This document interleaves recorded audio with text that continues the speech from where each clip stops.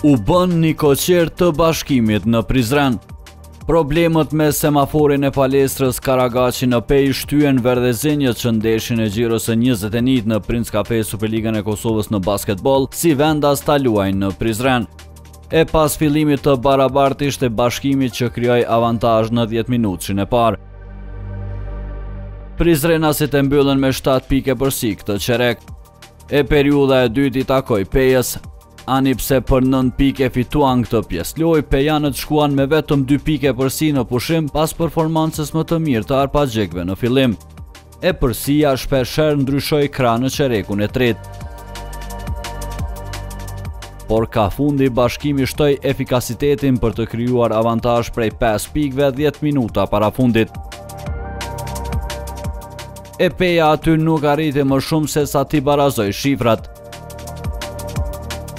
Ekipi nga Prizreni në minutat vendimtare dominoi në parket për ta fituar ndeshjen. Bashkimi triumfoi 84-78 për t'u rikthyer te fitoret pas 2 humbjeve rresht.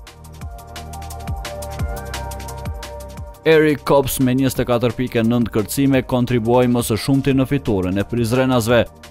Këto 2 skuadra do të përballen edhe në qerek finale të Final 8 të Kupës së Kosovës që fillon më 13 shkurt.